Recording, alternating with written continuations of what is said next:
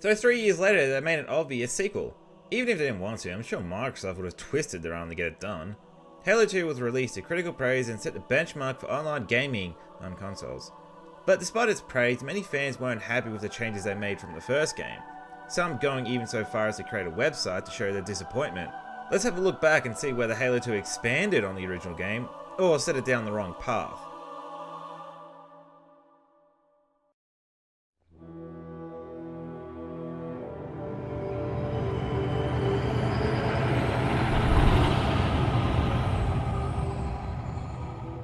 The first level is actually a cutscene. Great start. We're shown the trial of Thal Vadamee, Supreme Commander of the Covenant Armada from Halo 1, being punished for Master Chief blowing up Halo and being labelled as a heretic. Not destroyed with the rest of their fleet. It fled as we set fire to their planet. First thing you'll notice is that the Covenant now speak English. Although it is easy to think of the aliens speaking English trope, they're obviously speaking in their own language, but nobody has the time to create an entirely new language based on a made-up culture that would alter over their own history. Second thing you'll notice are 2 new Covenant species, but I'll go more into them later. Prophet of truth, this has gone on long enough. Make an example of this bungler. Third thing you'll notice is how much of a kangaroo court the Covenant trials are. I mean, punishing Thel because Chief blew up their new toy? It's like a drunken pea plater blaming his car crash on the guy he rammed into, despite running a red light. Getting bummed out because Thel's forces didn't do their job, I get, but calling him a traitor and prohibit him from everybody's joyride seems a bit excessive. We then cut away to a Master Gunnery Sergeant talking about how Chief fucked up his own Mark V armor from Halo 1, while looking over the pieces of his suit that are way too large to actually fit onto the armor. Then a nice glimpse of Chief in his new Mark VI armor, which already has battle scuffing wear. I don't think you thought that one through, Bungie. The second level begins, which is a brief tutorial, then a cutscene. Are you fucking serious? So I guess the game begins on the orbital defense platform, Cairo Station, synced up with the Egyptian city of Cairo. Immediately shoved into camo controls like the first game, but this time all you have to do is look up, then down again. Well, actually you can move on to the same verted then inverted test like the first game, but only if you somehow screw up bobbing your head. Actually, this is pretty ingenious. Pressing up or down will move the camera towards the light. The game will recognize if you do so inverted, then give you a test with all 4 lights while inverted, to see if they are your preferred controls and a chance to switch between. If you don't, then the game just moves on. Taking some time to play around, you'll find the series has now introduced a physics system. Thing is, at the time this was a big thing, and many games were experimenting with it. While we had to wait until Half-Life 2 to make something of it, it's still fun to play with and knock everything around. Shame once Call of Duty 4 came out, developers stopped using it and started scripting the physics reactions themselves. You then move on to regenerate your shields. Bingo! As you can see, they recharge a lot faster. What? They are? Where? I can't find my shields on my HUD. Unless you mean this bar down here above my radar that's clearly for a flashlight or some other new feature. After that, you get a surprise visit from Al Lapone. Hey, I could have sworn I watched you blow up, Al. You gonna tell me how you made it back home in one piece? Sorry, Guns. It's classified. Oh, fuck you too. I'm not gonna tell you how I got home either. Well, actually, the answer to that can be found in the novel, First Strike, but we don't have time for that now. But really, Al was just part of a set of Marines that would randomly appear in the game and wasn't canonically a character. But his personality stood out and was a fan favourite, so they retconned and turned him into an actual character. Another thing you might notice, if you piss fart around, is that characters will actually interact with you for doing stupid shit. Not just limited here, there are many examples throughout the campaign that have similar effects. Even during combat, some allies will respond to your actions. Which is a fantastic feature that makes the characters and environments feel more alive, and very few games actually take the time to program and record these lines. So you move up the elevator and onto the tram intro from Half-Life 1, then move through to the end of the level. Only problem is that you can't skip this tutorial at all. It's as if though Bungie thought everyone would start on normal, then go back on heroic after they've done their first playthrough and skip to the fighting when they replay the campaign. With nothing going on but some playful banter, it really is teasing the player by dragging on this intro for simple character introductions. Some editing would have helped to make it feel less tedious. Now we begin level 3. Yeah, 2 levels and we ain't done shit. You can say that the actual game starts now, and all we've looked at are pre-game cutscenes. Back in the day, we put those on the main menu when you waited too long. So we see two ceremonies where Chief, Al, and Captain Key's daughter, Miranda Keys, are awarded medals while Thel is branded with the mark of shame. If that guy's supposed to be whispering, at least move his fucking lips. You look nice. Thank you. Who the fuck wrote the script? Their daring and devotion. For a soldier, Huh, the Purple Heart is still being used 500 years in the future. Wait, those energy cards are just floating there? How the hell are they supposed to restrict movement? Chains would have been acceptable. And why does this branding iron have to be this complicated? You know, there is such a thing as something being too alien, guys. his bravery in the face of impossible odds reflects Ooh, look at that hand. and the UNSC. Slip space ruptures directly off our battle cluster. Show me. 15 Covenant capital ships holding position just outside the kill zone. Wait, back up. There's a Covenant invasion happening right now? Okay, I get the importance of medals and ceremonies and whatnot, but if an alien force who are trying to wipe out humanity comes knocking on your front door, maybe you should focus your attention on that. Something's not right. The fleet that destroyed Reach was 50 times this size. Is he really disappointed that there's not enough Covenant for mass genocide? Try to take our MAC guns offline. Give their capital ships a straight shot at Earth. We then get a trailer line. What's a trailer line? Well, it's a line used in a trailer before you cut away or fade to black. It sounds awesome in the trailer, but when actually used in conversation, it sounds awkward. I need a weapon. Right this way. Now we finally begin the game. First off, we'll actually have to pull a weapon off the wall, and unlike Halo 1, we're actually in time before they're all taken away. So we'll grab a new weapon, the M7 submachine gun, designed specifically to be effective at... What? Dual wielding? Holy fucking shit, that's awesome! A new gameplay feature introduced so quickly and effectively. Look at that. It's specifically set up so that you'll most likely grab the SMG first, and still be within prompting distance so that you'll know you have the ability to pick up another weapon. Take a moment to get used to the controls. You'll find the left-handed weapon replaces with grenades, and pressing Y will toss that same weapon, as well as equipping a double-handed weapon, meaning you can't store a third weapon in your back pocket. Finally, you move on to some combat where the Covenant are breaching this door with, I don't know, a lightsaber? They burst into the room and we can put this new feature to the test. First thing you'll notice is that the SMG has stupid recoil, having to constantly aim down to compensate. It's something you have to take into consideration, but it's stupid for the fact that it's the only weapon that actually has consistent recoil. I wouldn't have a problem with this if all weapons had some level of meaningful recoil. Also, it sounds like popcorn. Now, dual wielding isn't a new concept, but Halo still has the best system for dual wielding that I've seen to this day. Normally dual wielding was restricted to the same weapons, and were both fired from the same button, and were mainly used as a separate weapon loadout. You'll find some benefits to dual wielding, like the ability to keep firing while reloading. Reloading one-handed obviously takes a little bit of extra time, but you won't remain totally defenseless. You can control when each weapon is used, or which hand gets which weapon. Just have to remember which trigger is single fire, which hand you need to pace your shots with, and which hand is about to reload. You then come across a loading bay where you have to repel Covenant boarding parties. This is a much better improvement over Halo 1, where you can now see the boarding craft and how they function. Much better than before, where it was basically just a different coloured room. Right after clearing these rooms, you'll hear radio chatter from the Malta and Athens defense platform, witnessing them exploding and coming to the conclusion that the boarding parties are most likely a distraction while the bomb activates, giving us the objective for this level. But I have to point out a problem here. See, when I first played this game, I didn't even witness those explosions, leaving me a bit confused over the radio chatter. They explode soon after you kill the last enemy, and there's no indication or incentive to look outside the window.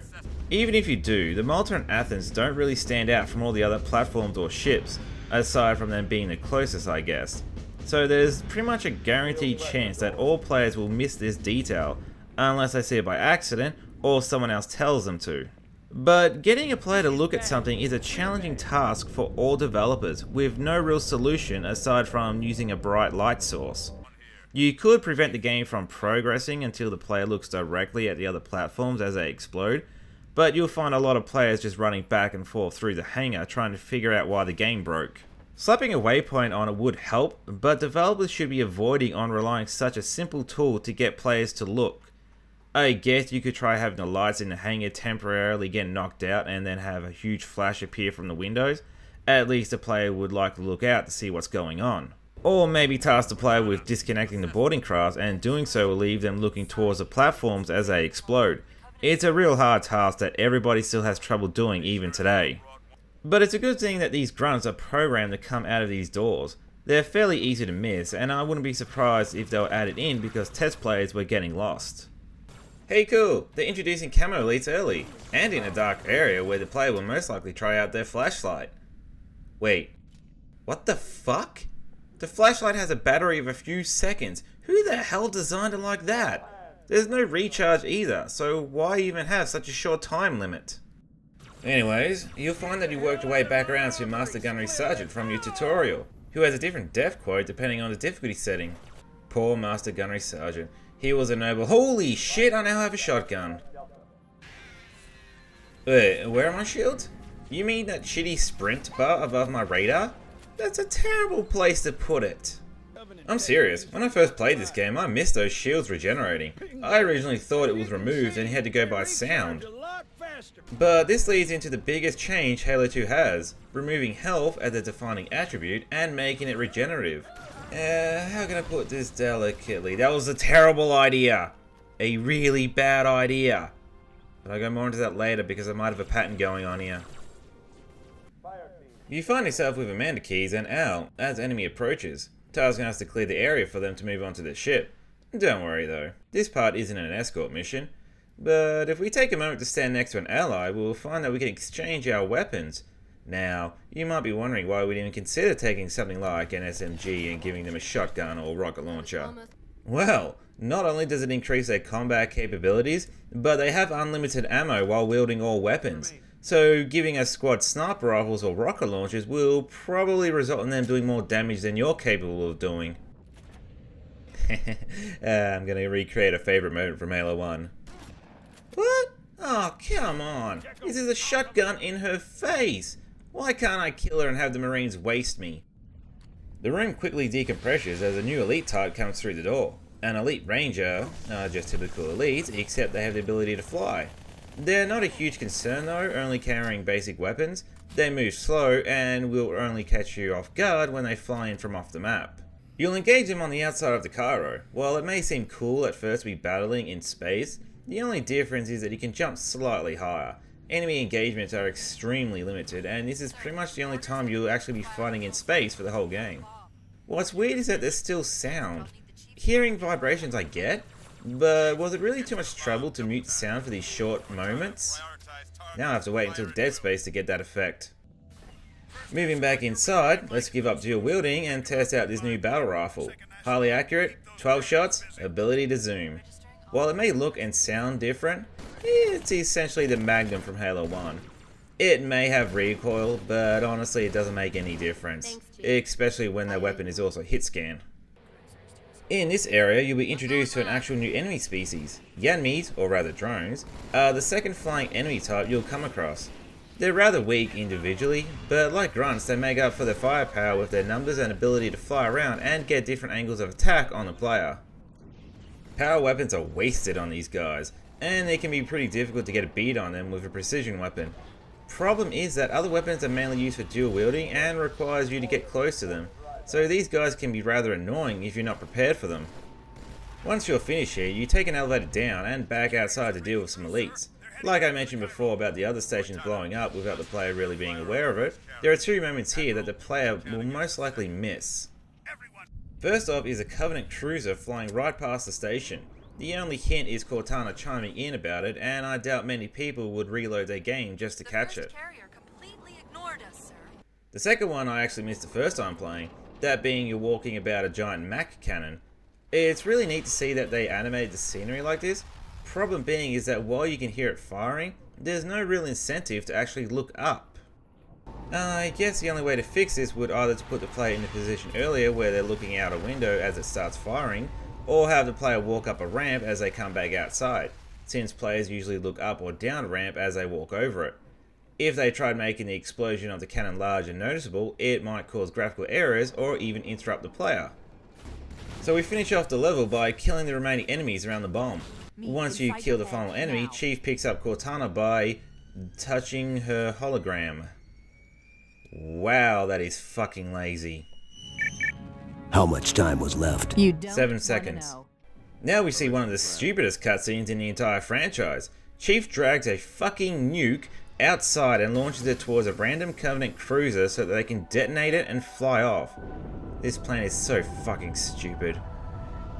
The reason why it's stupid is because it's trying to make Chief look like a badass. But there's a difference in making someone a badass and having the world mold itself around to make him look like one. When someone is being a badass, they're being completely smart about the situation. They're looking at the world and figuring out how they can get out of their current predicament. When the world bends over to make them look like a badass, it's much less believable or interesting. Look at that! If he was done fighting 5 seconds earlier, he would have hit that friendly ship. How does Chief even know the bomb will fly directly towards a carrier? That carrier is there specifically for him to blow up. That crack in the side leading to the core is too coincidental, and you would think a carrier would have heavier armor plating around his own fucking core. Also, how does he know how much time is remaining on the bomb? Well, maybe Cortana would have told him despite her earlier comment. But how does he know he has enough time to escape the blast radius and the resulting explosion from the carrier's core? And then he kicks away and manages to fly in the exact direction needed to land on Melissa's ship and have Al smirk his one-liner. For a brick, he flew pretty good. Cairo Station was obviously designed to be very reminiscent of the first level in Halo 1, but at the same time it manages to be just different enough so that it's not an exact copy. While it is neatly designed around a few new features, particularly making dual wielding the viable option, the rest of the level isn't so well designed as Halo 1. There's no real tutorial on melee, grenades, etc, and compared to Halo 1 it's more constrained, although the flow is better. With all the threat the Covenant exhibit only being off camera, it doesn't really feel like it's that big of a deal, compared to Halo 1 where the threat is immediate and your goal is clear. We're taking this fight to the surface. And where the hell did they leave my assault rifle? After skipping a cut level, we move on to the second. Much like the first level, this level is designed to be rather reminiscent of the second level from Halo 1. We begin with several pelicans flying away from Marissa's ship, the in amber clad. I guess they wanted to out-inane the Pillar of Autumn. Coming to Earth. And we most definitely regret the Corps just blew up our raggedy-ass fleet! Hoorah! Nice work, Marines. It's like you rehearsed that line. Immediate. Grid Kilo 2-3. Hey look, they're actually acting like real snipers. Roger, Recon. It's your call, Sarge. We're going in. Get tactical, Marines! What does that even mean? Did he just sniff his own magazine?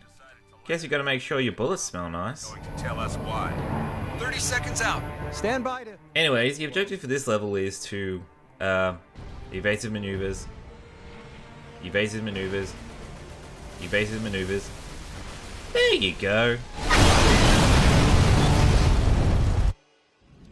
Hey, wake up.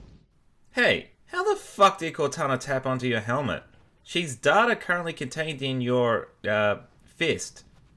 Well, actually, she has a different line depending on the difficulty setting selected. Okay, I want to talk about those Easter eggs again. I still think they're cool, but ultimately a waste of time. Most people only hear one line, and even if they decide to replay the game again on a different setting, most likely will skip the cutscenes. So you move forward and you'll, I guess, get a tutorial part of the game that teaches you about melee and radar movement. I don't know. Seems like they half-assed it this time. Especially since the player is most likely going to just run through the door and shoot the grunt in the face. If you do go for a smack, you'll find that melee has been nerfed somewhat and is less effective, so don't be surprised if you never use it. Next we take over this plaza and fight off several waves of Covenant forces. Like Halo 1, you're given the advantage by actually being given the high ground, which is something most games rarely do. Normally the challenge is to fight uphill through these areas and not actually use it. Let's take a moment to play with the Needler again. This weapon can be dual wielded, but by itself it's actually less impressive now. The needles seem to have a harder time tracking, and they really take their time to destroy elite shields. Since it is a one-handed weapon, I guess the idea is to combine them with another needler or other weapon, but even then you're better off picking up something else. We'll also take a moment to play around with the Magnum. which since it's been replaced with the battle rifle, it's more of a sidearm now, which is what it should be. It can't zoom in, but it's the only dual-wield weapon that can land headshots, so whatever the second weapon is, it will be used to complement the Magnum. If you remember you still have them, you can throw some grenades around, but we'll find these have been nerfed as well. Not only is the throwing arc much shorter, but the grenades have no real impact. They sound weak and have a smaller radius. In the end, you'll most likely forget about frag grenades and only use plasma grenades to stick larger targets. During this fight, you'll be attacked by a new Covenant vehicle, the Type 52 troop carrier called Phantom, which replaces the Spirit from the previous game. It's heavier armoured, has better suppressing powers thanks to 3 underside cannons, and when deploying infantry, they aren't as exposed. Still, I'm a little bummed out that they would remove the Spirit completely. It was such a unique design that really felt alien. The Phantom looks like a human dropship designed to look alien, if that somehow makes sense. The Spirit wasn't as strong as suppressing, but I feel as though they could have used it merely for grunt reinforcements. Once this fight is finished, the doors are violently forced open and you're reintroduced to hunters. Stand back, Marines! Let the Chief show you how it's done! Yeah, I'll show you how simple it is. Merely let them swing, circle around, one tap into holy shit! Okay, hunters have received a noticeable upgrade. Not only do you need more than one bullet to kill them, but they have a backswing as a way of telling you to piss off. Their assault cannons have also been upgraded to fire a continuous stream rather than an AoE blast. Considering how pathetic they were in Halo 1, this upgrade was really needed and turns them into a more competent threat. Although quick move and a heavy firepower will still bring them down. Marines, let the Chief show you how it's done! After that throwdown, you move around to... What? What was... Fuck! I need you on that bird. You move around to be introduced to another Jackal type that's equipped with a sniper rifle. It's nice that the Covenant would have infantry trained and specialised in long-range fighting or close visual contact with the enemy. The only problem with the Jackal snipers is that they are fucking annoying. Seriously, these guys are the worst units in the game and possibly one of the worst enemy types in pretty much any game ever created. They are highly accurate and will either drop your shield or on Legendary just flat out kill you.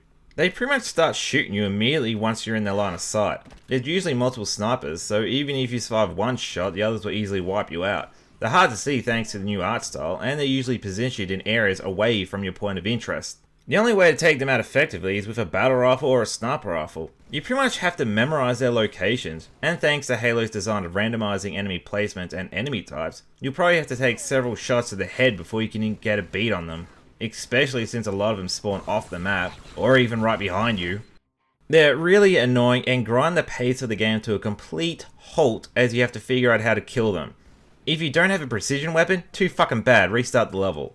If you can get into melee distance, they'll drop their rifle and switch to a plasma pistol, but you have to actually get close to them while they're dropping you.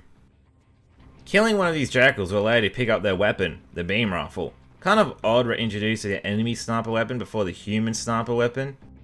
Well, that is if you don't steal Al's weapon before he flies off so you can't take advantage of his plot armor. The design of this weapon is kind of dumb. It looks too bulky for Jackals to be wielding and there's no real sense in how it functions. How exactly do you zoom in with this weapon? There's no scope or anything. It's also battery powered, so you have to exchange it after about 20 shots. It needs to cool down, otherwise it overheats after 3 quick shots. It's nice that it's designed to be different enough from the sniper rifle, but it still handles and fills the same role. Because of the way the game is designed, you'll regularly be using this weapon more times than you'd like, so don't be surprised if this weapon does the majority of the work for the whole game. Ignoring this Covenant turret is basically the same deal as a human turret. You'll walk in and... Wait, what? Flashlight? But it wasn't working before, what the fuck? Well, actually, the game is designed to leave the flashlight on during specific areas that are usually low light areas, which is stupid. I should be able to use my flashlight whenever I want, without counting battery life or anything. It's like when I turn on my high beams in Grand Theft Auto during the day. It's my decision to make that, not yours. Coming out, you'll hear the familiar sound of the frangible warthog being chased by ghosts. A nice introduction that reveals that AI are now capable of driving. Given a brief moment to test out the turret on this small group of infantry, and even come across a lone ghost if you don't feel like using the warthog. Now your goal is to move through the beach and completely ignore these anti-air turrets, which sucks. A primary or secondary goal could have helped shake up the variety of the game. You also find a sniper tower that's floating above this grav lift that's easy to get into and take advantage of, which is fun to use considering how often developers avoid giving players a height advantage in their games. Hey, what the fuck? Get back here! Come on, stop! Stupid fucking piece of... Ugh. Fine, I'll let you drive. That's a rock. That's a wall. That's a container. That's another container. The final area of the beach has a waypoint for some reason. And what's obviously a carefully placed sniper rifle to draw your attention, leading up to a rocket launcher as well. Not only that, but we're introduced to Covenant drop pods, elites that are shot out of Covenant cruisers to disrupt and immediately engage the player. It's a really neat feature to surprise the player and keep them on their toes. The only problem is that they're not utilized that often. We will also find that the rocket launcher has a new lock-on feature. Wow! That's fucking overpowered! Seriously, with the ability to lock onto all vehicles, taking them on foot is simple and boring. Just lock on and fire away. No need to lead your shots or even dodge theirs. This could be balanced if it required you to hold the trigger for several seconds before lock-on, but it's pretty much instant. While it is possible to miss if the angle is a bit off, with a rocket launcher, vehicles are no threat. Oh yeah, ghosts now have a habit of blowing up after they blow up. It's a neat little surprise, and something to remember when you hear the engine going nuts. Ah, that's neat. The enemy will react and respond to your current playstyle and weapon usage. Moving through these tunnels is a nice change of scenery, but I hope you have a working vehicle because doing this section on foot would be a nightmare.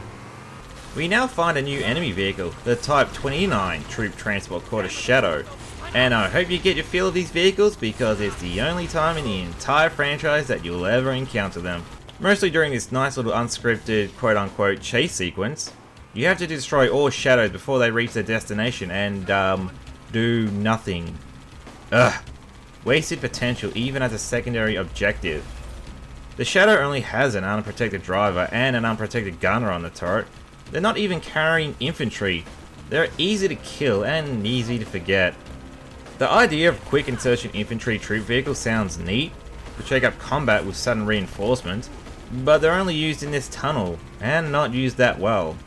But they'll also make you curse the AI, because while they can recognize enemies, they can't perceive their actual threat.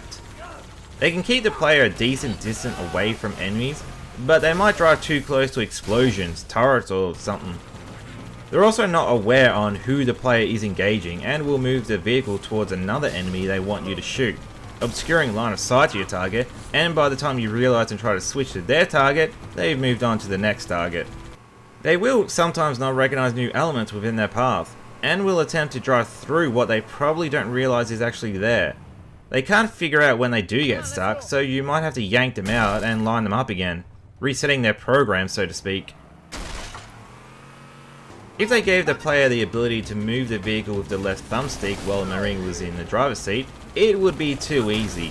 So maybe they could have implemented simple commands on the D-pad like the original Halo concept was designed for. Still, despite the trouble, the AI with vehicles is rather impressive, especially for this game at the time. When it works, it's great. When it doesn't, you're pissed off. So that level ends and we move on to the next one, getting a cameo appearance by Michelle Rodriguez playing Michelle Rodriguez. Man, even in video games she's typecasted. Elle arrives and drops off a scorpion, while giving another difficulty speech. We didn't have any fancy schmancy tanks. Oh, I know what the ladies like. Wow, that's cheesy. A shame we don't discover the scorpion and are instead being given it in an anticlimactic way. Ah well, at least this bridge is a good introduction for the scorpion. The length of the bridge allows us to see the travel time of the shells, and gives us enough time to take some pod shots at ghosts or banshees before giving us a real challenge. Problem with the scorpion is now it's too good. Yeah, before it was really one-sided, but now it's even more of a joke.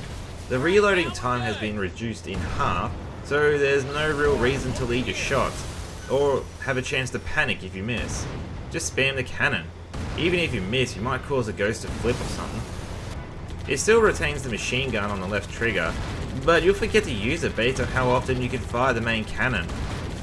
It's balanced somewhat by the vast increase in the amount of enemies you engage. Sometimes developers seem to think the average person gains more enjoyment over the amount and speed they kill enemies, but really it just makes the combat boring. There's no real thought or strategy with the Scorpion. Just spam as much shots as you can. Doesn't help with how accurate the Scorpion now is, and this applies somewhat to other vehicles as well. More enemies doesn't automatically make the game fun, guys. Challenging enemies do. It's tight quarters on the other side, sir. Use this. Aw, how kind. It's fucking worthless! We see a Marine driving around in circles waiting for our presence to trigger him pulling over. This is a new type of Warthog that's equipped with a Gauss cannon. The Gauss cannon is really deadly and accurate. Only problem I have is that the fire rate is too high. Similar to the Scorpion, you just spam all your shots. A lower firing rate, or even adding in the limitation overheating, would have made you think about your shots. Concentrate on the Wraiths, they're the biggest threat. Bullshit they are! Fucking jackals. Now we move on to taking out a... Oh! Wow! That looks like fucking shit. Final task of the level is to take out the ultra heavy assault platform Scarab. Or a handbasket. Fuck, that thing is so impractical. It's technically not a vehicle, it's more of a set piece. To its credit, it's probably the most memorable set piece of the game. The aim is to eliminate all forces on and within the Scarab, while it's moving through the area and requiring the player to leap onto it. It can be rather intense if it wasn't so easy to break the immersion. First problem is that it ignores the player at the hotel. The Covenant have no real way to engage the player and Marines. They're essentially sitting ducks, and any sense of urgency is gone once you realize the Scarab starts moving. You also have way too much ammo to take out the Covenant. Adding turrets to draw the attention of the rockets could have been a simple fix, even if lock-on is broken. Maybe even a shield that requires several rockets before the Covenant are exposed. As for the destination, well, if you made the player failed once the Scarab leaves, it would only frustrate the player, unless you extend the length of the area. Oh yeah, and Scarabs are basically made up of many hunters, just in case you thought they weren't stupid enough. So Chief blows up the Scarab without any input from the player. Seriously, how hard would it have been to add in a core? Taking away the final blow for the player is such a tease. The level ends with the Covenant cruiser called the Solemn Penance. Well, it's a little bit of an improvement. Bugs out and fucking jumps into light speed right in the city. Samantha orders her ship to follow and take it on, despite the fact it's only a fraction of the size. You suicidal fucking bitch. Despite two levels, I'm going to talk about them as one. They're a good introduction and focus for vehicle combat. The small areas of fighting on foot are mostly forgettable, except for those fucking jackals. You don't stay around the same areas for long before moving on to something different, although I do wish there were other objectives to do in the level. These turrets feel like wasted space and potential too. Unlike its equivalent from Halo 1, it's not as well rounded as that level. You pretty much have to follow the level as the way it was designed. You have to go over this bridge with a tank. You can't try taking it on with a sniper. You have to snipe these jackals. You can't risk rushing into melee. While it does fail in that regard, and the end of the levels are rather anticlimactic, the vehicle combat sequences are rather fun and don't overstay their welcome.